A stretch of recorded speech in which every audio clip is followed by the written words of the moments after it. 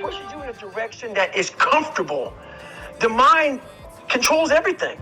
So what I realized was that when I was growing up and I was 300 pounds and I got all fat and I got all insecure, I realized that my mind kept taking me in this direction. When things got uncomfortable for me, when I was facing my insecurities, when I was facing my fears, my mind said, oh no, we have a tactical advantage. We need to get you, separate you from this feeling over your life's all about feelings. We want the happy feeling.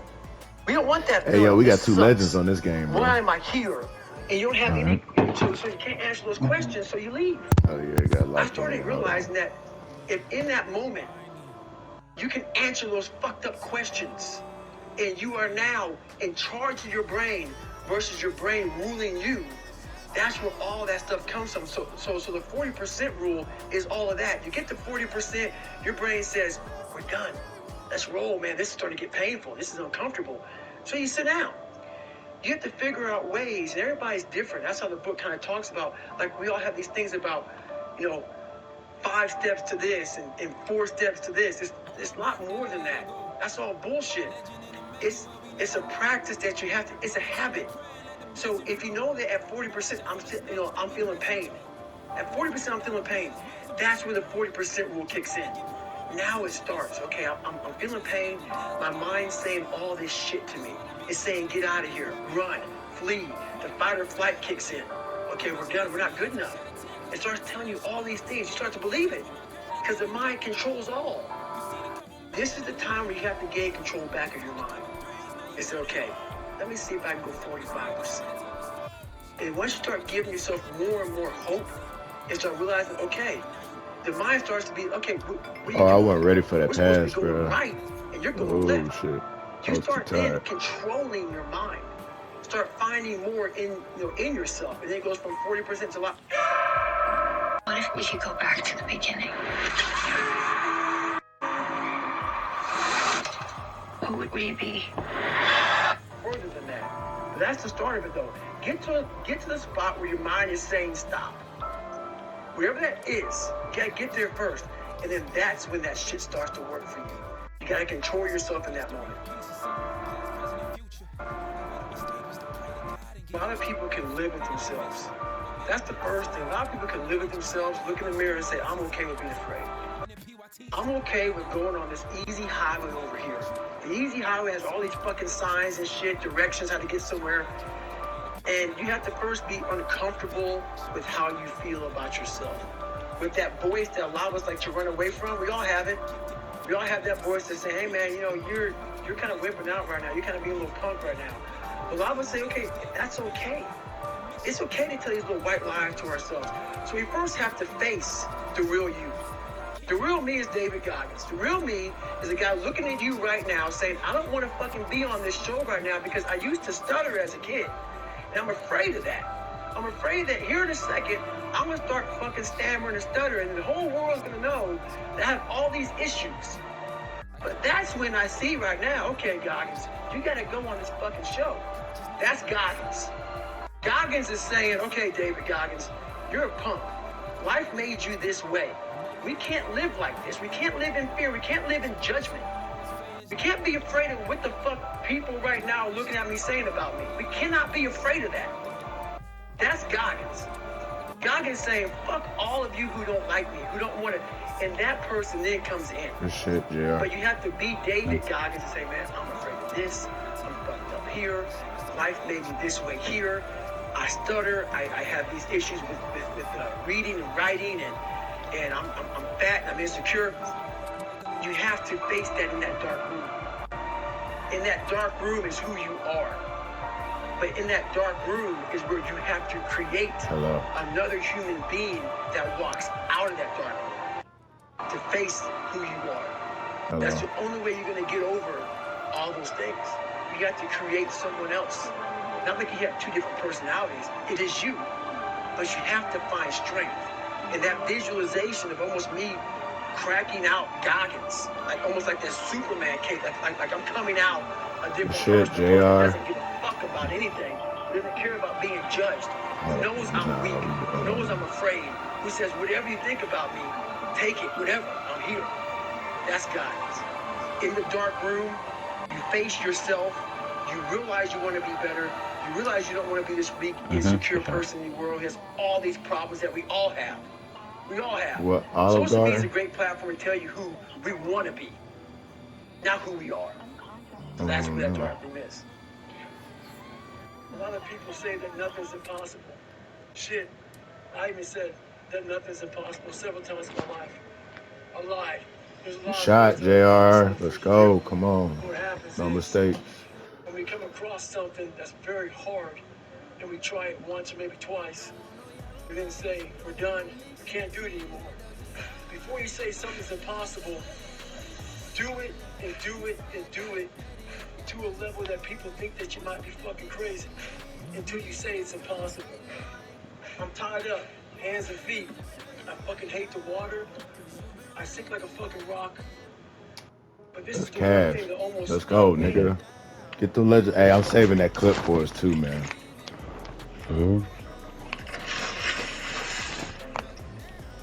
Oh yeah, for my rep-up game, I couldn't lose that. Ah!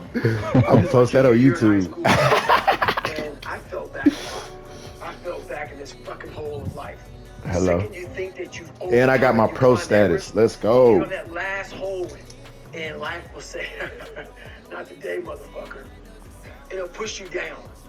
And my junior year in high school, I missed a whole bunch of school, was lying to my mom, had like a 1 point something GPA. I was just jacked up. I mean, I was in one of the worst spots in my life. And my mom was going through a lot of shit too. And she didn't have time to sit back and baby me. And it was me against me. My parents were down to my knees. I was not, whatever was going on, I was in bad shape. So I went to the bathroom and I had this weird haircut because I wanted attention. I was an attention getter. I went to an all-white school pretty much. Some of the kids liked me, a lot of them didn't like me, whatever. Didn't fucking matter. I was looking for something, so I would dress differently, crazy haircuts, and I went to the mirror, and the reflection in it revealed a lot of bad things.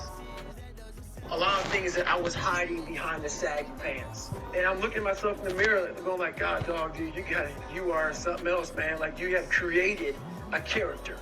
I want to be the cool guy table, and whatever I could do to get attention, I did. It wasn't me. It wasn't who I was inside. But I was scared for anybody to know who I was inside. So in that accountability mirror, I call it, I got real with myself. And I said, you have a third grade reading level, which is hard to admit when you're a junior in high school that you copied on every single thing you did because of fear they're going to put me in a special school. We all know what special means. I'm going to have a title on myself the rest of my life. And being cool, you don't have a title on yourself. So I started cheating. I was dumb. And people say, oh, you know, you have learning disability. I had a learning disability, but I realized I was lazy. So I called myself out there. I called myself out every which way possible. I didn't call myself out. I was just honest. I was honest. Look at yourself, man. Look at yourself. And it was that day, and a couple of days after that, I just got real with myself. And every day I came home, I called the accountability mirror. What am I going to do today to change what I see in this mirror? What am I going to do today? And a lot of it was, I stopped sitting with the cool guys. I actually tucked my shirt in and went to school looking like, hey, man, this is how I'm going to look.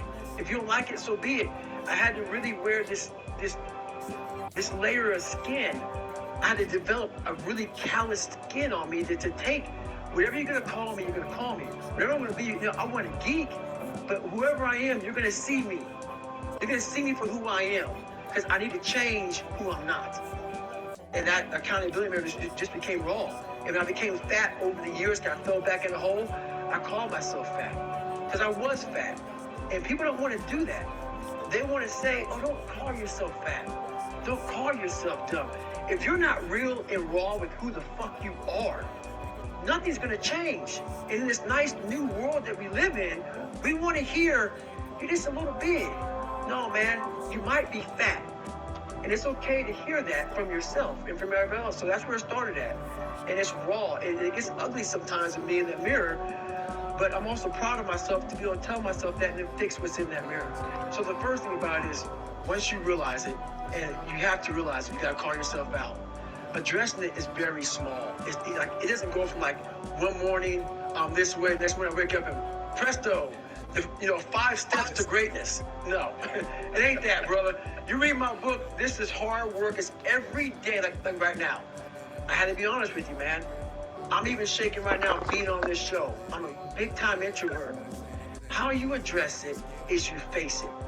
You face it every day. You face it every single day of your life. Where you say, okay, like if you're fat and you need to lose weight, it's patience. It's patience in this fact of accepting who you are right now. I'm fat. I don't like myself. Accepting the fact that if you lose 3 or 4 pounds, that's a huge accomplishment. You have to live in your own fucking world. You cannot judge yourself. That's why social media and all these things are horrible. You can't judge yourself off of the so-called competition that we have made up in our mind. The things that, how people look, how people act, how smart someone is. This is a race that you run completely alone. And you're all by yourself. I had tons of sticky notes all over my mirror. It wasn't like, be better than John or be as fast as whoever. Okay, David, yesterday you did this.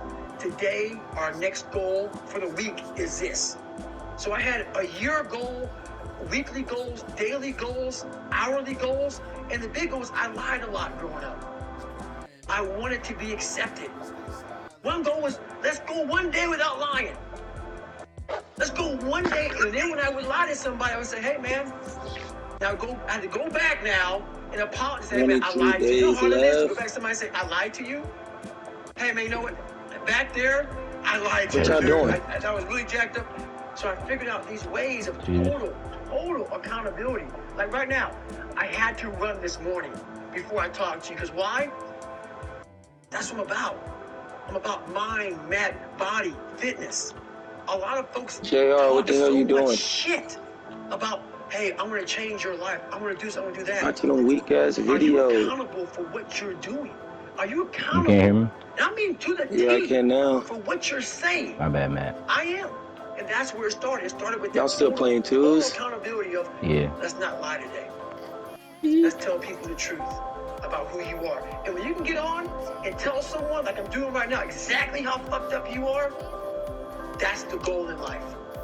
To put your life on a billboard, on the busiest road, in the busiest highway in the world, and say, this is how fucked up I used to be. Take it or leave it.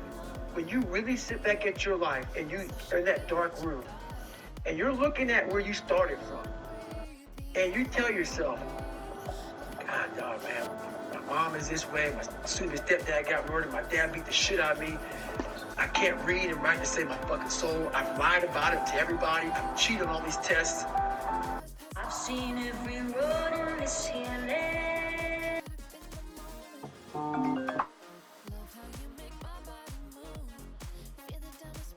She's a super mean cokehead.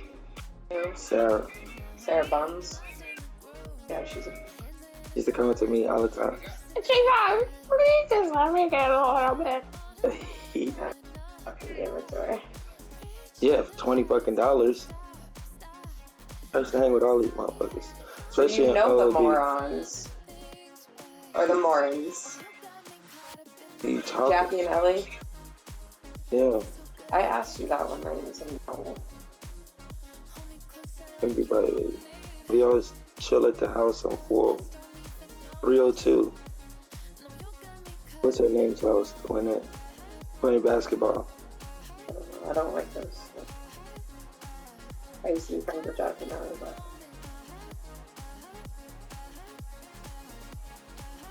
I'm not Jackie and Ellie.